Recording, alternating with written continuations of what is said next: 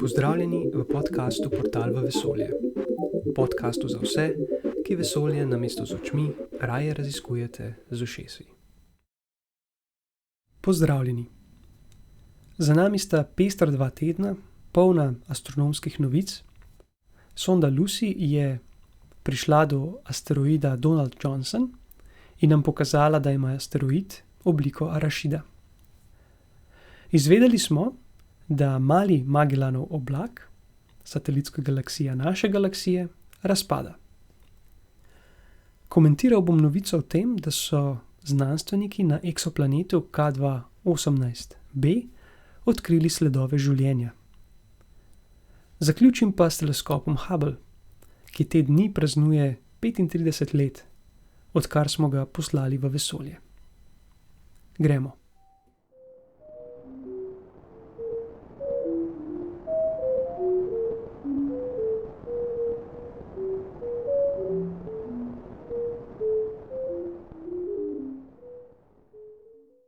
Lucy pravi, da Donald Johnson izgleda kot arašid. Dajmo razložiti, zakaj gre. Lucy je vesoljska sonda ameriške NASA. Izstreljena je bila leta 2021. Njena naloga je, da si od blizu pogleda 8 asteroidov. 6 od teh asteroidov, ki so še posebej zanimivi, je povezanih z Jupitrom na precej kompleksen način. Jupiter se giblje okrog Sonca in zaenkrat pozabimo na druge planete. Predstavljajmo si, da v ta vrteči sistem Jupitra in Sonca dodamo asteroid. Asteroid se bo gibal po zapletenih orbitah, odvisno od tega, kam ga postavimo in kakšno začetno hitrost ima. Izkaže pa se, da v tem vrtečem sistemu Sonce-Jupiter obstaja 5 posebnih točk, kjer je vsota vseh sil enaka 0. Tem točkam pravimo Lagrangeove točke, poimenovane so po italijansko-francoskem matematiku, fiziku in astronomu Lagrangeu.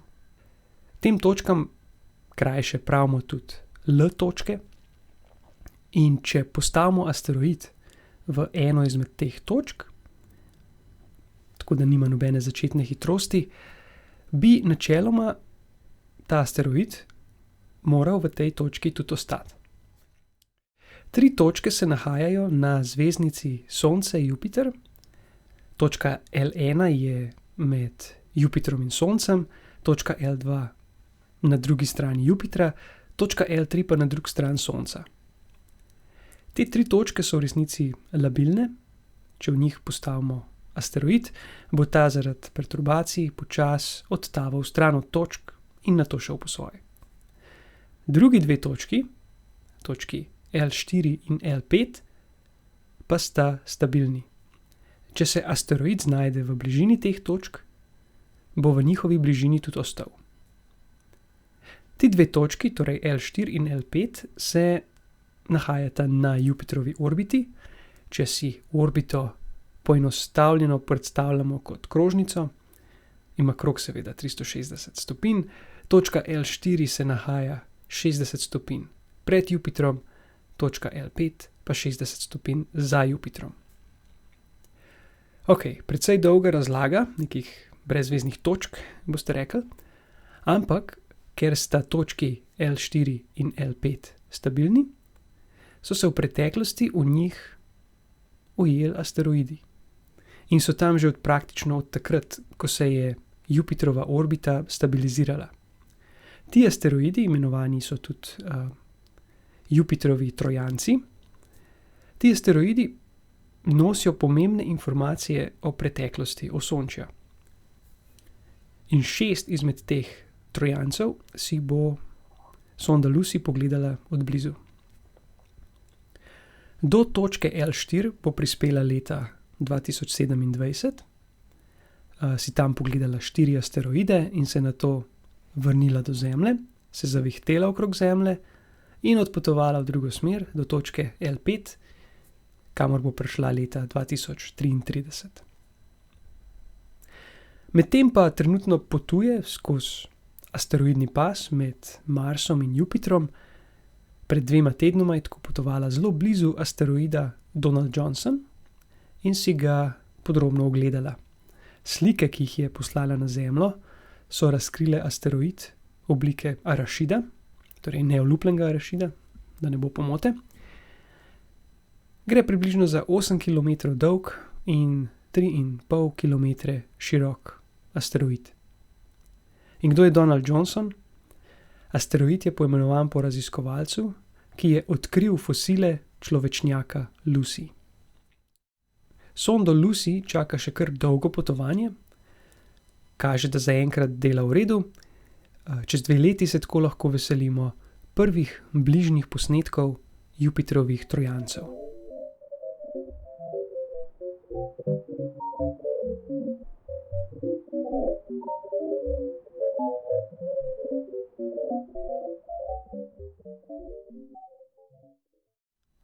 Na južnem nebu, torej na nebu, ki ga vidimo, če se nahajamo južno od ekvatorja, s prostimi očmi lahko vidimo 2 zmazka na nebu.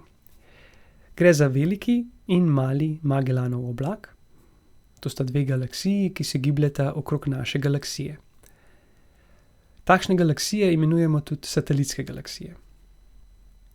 Če gre verjeti nedavni raziskavi, se malemu Magellanovemu oblaku nič kaj dobrega ne piše.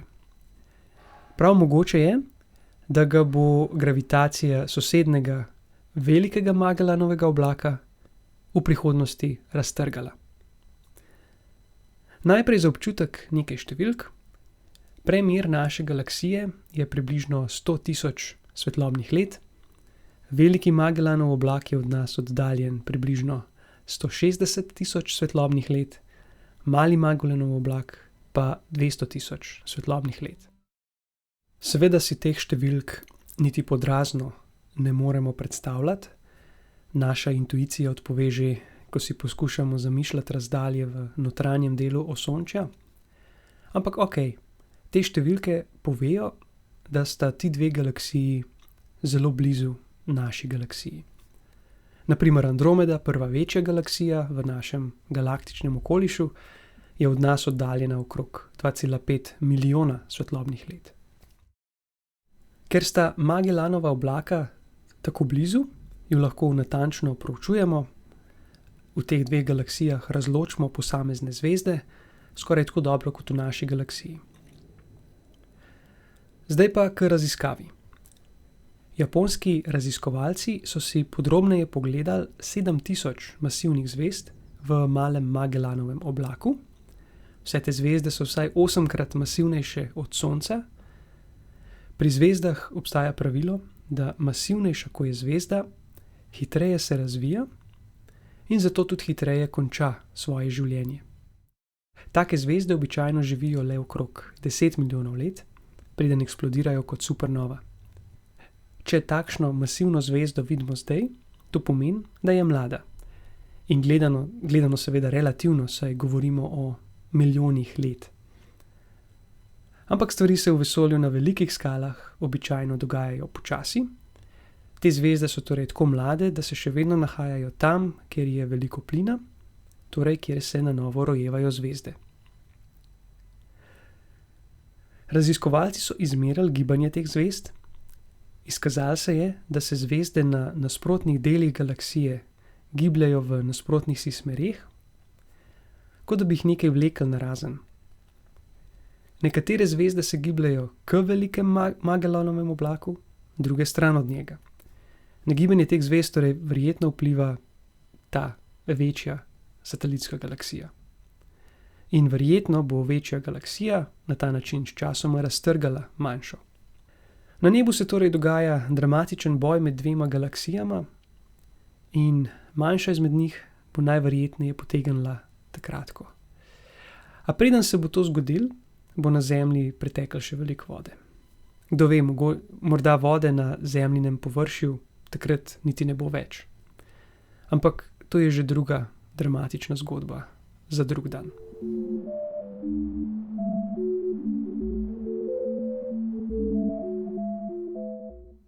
Prejšnji teden je odmevala novica, da so znanstveniki s pomočjo teleskopa James Webb na eksoplanetu K2-18b odkrili dokaze o življenju. Naj vas takoj postavim na realna tla. Tega niti pod razno niso odkrili. Poglejmo, o čem gre pravzaprav v tej napihnjeni zgodbi.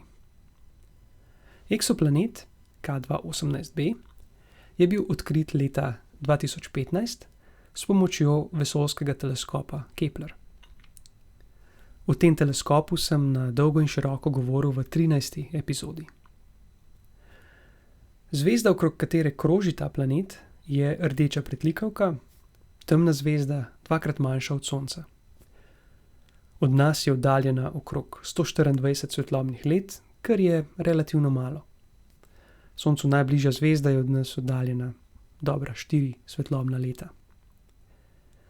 Eksoplanet je približno 9-krat masivnejši od Zemlje, pozornost pa je vzbudila njegova oddaljenost od zvezde. Od zvezde je oddaljen 22 milijonov kilometrov, kar pri tej temni zvezdi pomeni, da bi bila lahko na površju tega eksoplaneta tekoča voda.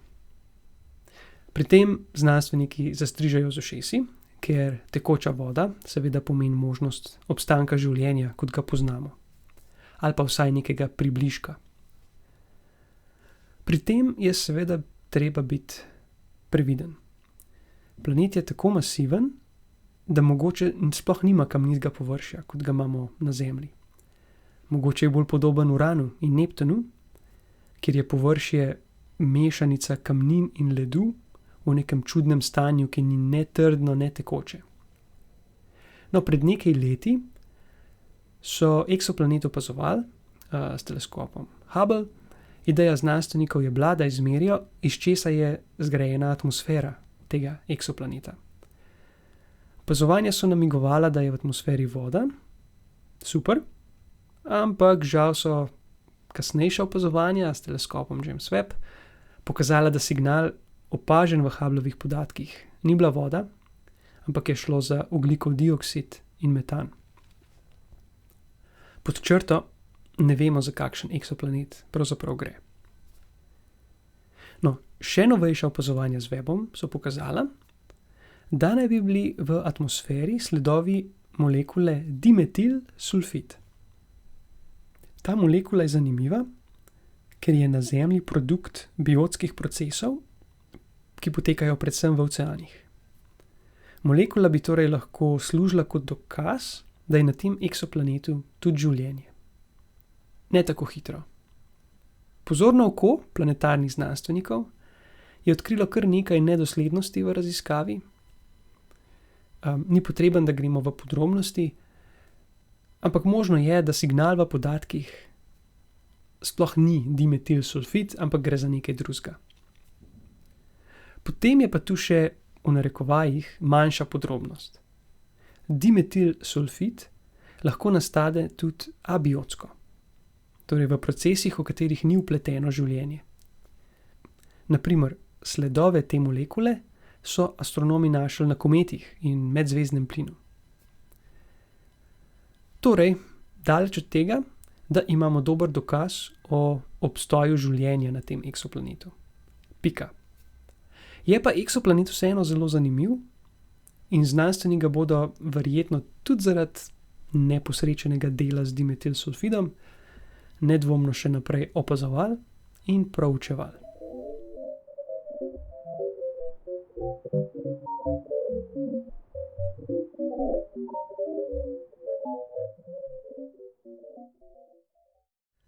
Vesoljski teleskop Hubble je te dni praznoval 35. obletnico, odkar smo ga poslali v vesolje. Gre za enega izmed najbolj ikoničnih znanstvenih laboratorijev, ki je astronomijo in znanost na splošno približal ljudem. Deloma je bila zato seveda kriva tudi časovnica, saj je teleskop začel delovati v času pojava interneta. Teleskop je imel buren začetek. Prve slike, ki jih je teleskop naredil, so šokirale znanstvenike in inženirje. Slika je bila namreč vse prej kot ostra. Izkazalo se je, da je imelo glavno zrcalo teleskopa napačno obliko.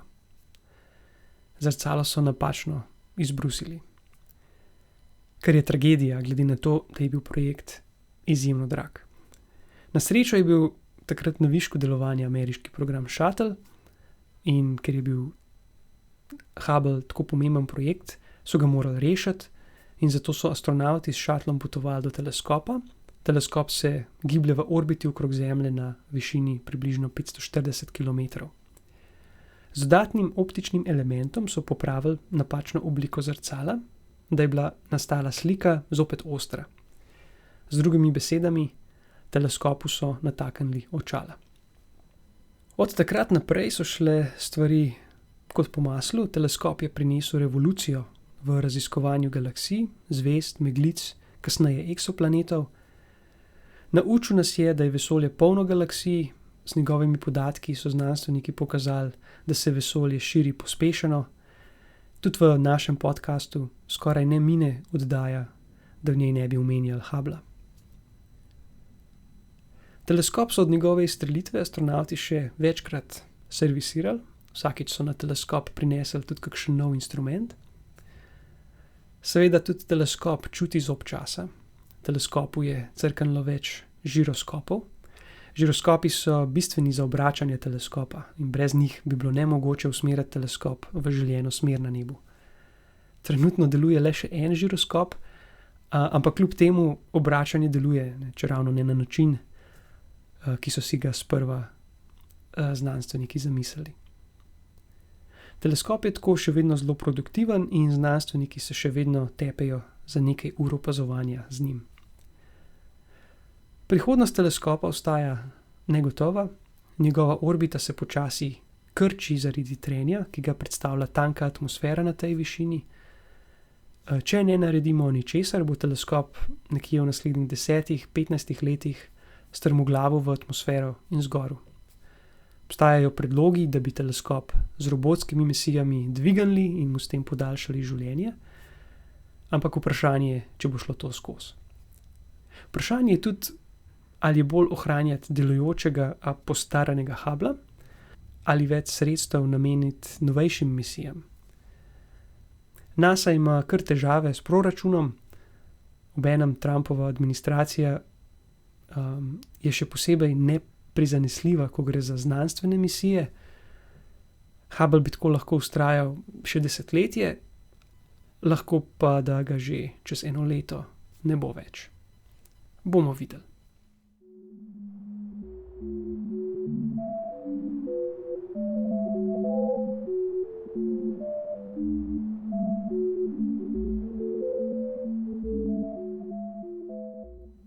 To je bila 15. epizoda podcasta Portal v vesolje.